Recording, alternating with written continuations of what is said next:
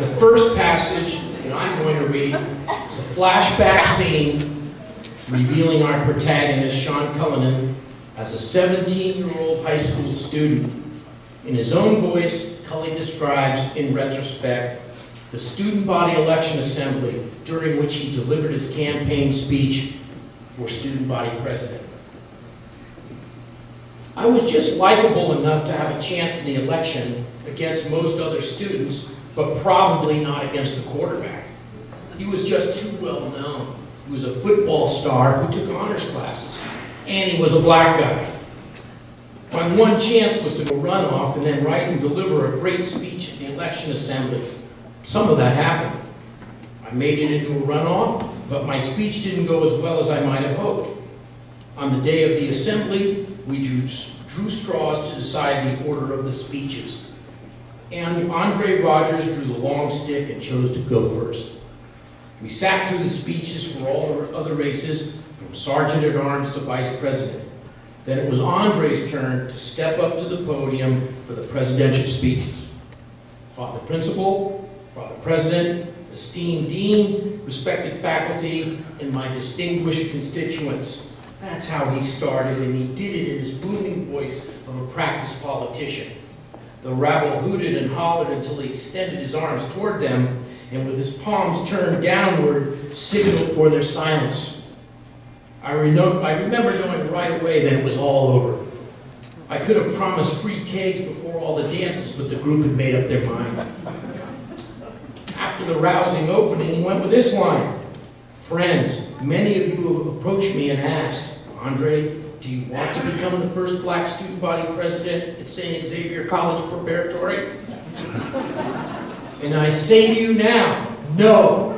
I just want to be the student body president, and I happen to be black. This was met with roars of approval. He went on for another 5 minutes, only occasionally reminding his distinguished constituents of his blackness. Then he sat down to a standing ovation. I could have just read my speech as I had written it, could have talked about how I would be the ideal liaison between the students and the administration, but I knew it was futile.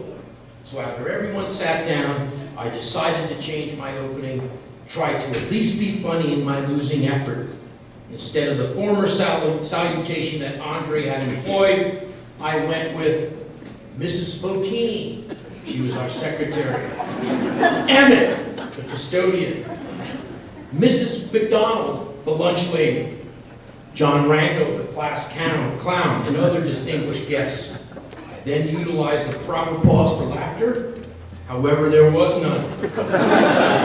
I caught the eye of one of my buddies in the third row, and he actually looked scared when he shrugged at me. But alas, I trudged on with this line. My friends, people have been coming up to me and saying, Sean, do you want to be the 136th straight white student body president of St. Ignatius Xavier Prep? I tell them, no, I just want to be a student body president and I happen to be white. Since this obviously wasn't scripted, I was looking out at the sea of faces in front of me.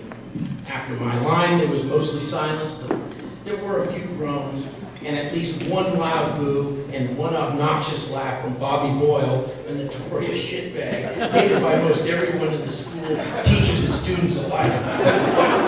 Then I heard a deep chuckle coming from the stage to my right. It was Andre.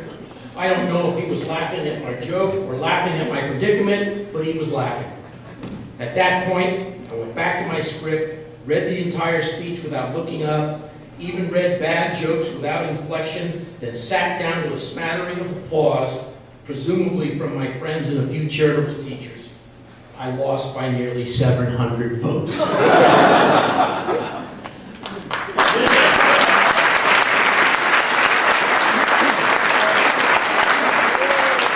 Kidding, crying, and I ask all of you to not only buy a book, but look forward to Shadow Lessons on Ice and Shadow Lessons the musical.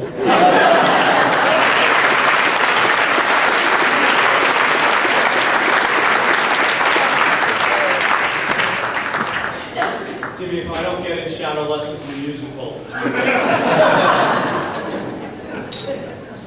Our second guest reader tonight is known to most of you as the frontman for the celebrated San Francisco show band Bushwhacks and the Glass Packs, or for his appearances on Late Night with David Letterman, or perhaps as the silver-tongued voice of the 49ers. But to Tim Reardon, Bob Sarlatte's most notable achievements are his prolific collection of out-of-bounds plays and his luxurious and never-changing pompadour hairdo. Tim and Bob have been critiquing each other's coaching for almost 20 years and exchanging ludicrous plays drawn on cocktail napkins for just as long. Bob was just featured in this week's Sunday Chronicle Datebook as one of San Francisco's most enduring comedians. We're thrilled to have him here tonight, reading from a basketball-related chapter of Tim's Shadow Lessons.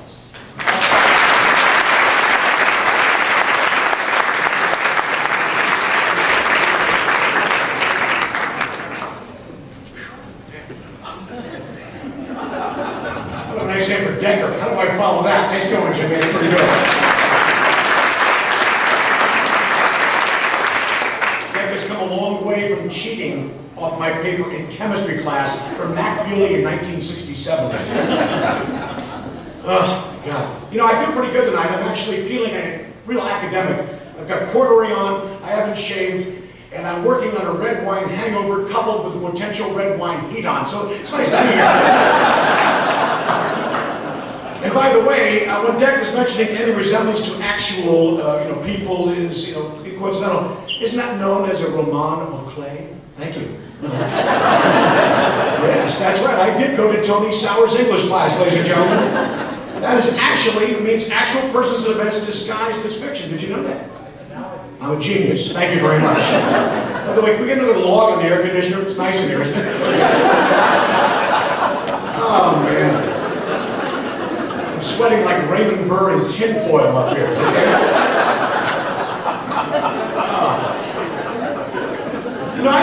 I love my Jesuit education because I have a great memory. I should patent this line, I should actually patent the phrase, Jesuit memory passing for intelligence. That's exactly what I have. In fact, after the reading tonight, I'll be reciting some Latin declensions and verb conjugations. I'll be boring the crap out of everybody. I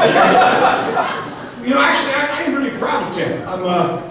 I'm proud of his work because it makes all of us Wildcats sort of proud of our education and our own lifestyle. He's an academic, a coach, a family guy, and a funny guy, showing us that it's okay to be well-rounded. The passages and scenes I'm going to be reading here are really right for me, and he knows they are. Being sarcastic and passionate as a leader of men and women are two terrific traits to bring to coaching, I think, and now writing profession, as far as Tim is concerned. And though I'm not Irish, all my friends are, and I'll say it is an honor and dare say almost always great fun to be cleverly pissed off as a coach. And Tim was great at that. And so was Jim Dekker, as a matter of fact. A little story about Jim I'd like to bring up. Jim is of Russian and Dutch descent. I don't know if you know that or not. Very interesting combination. And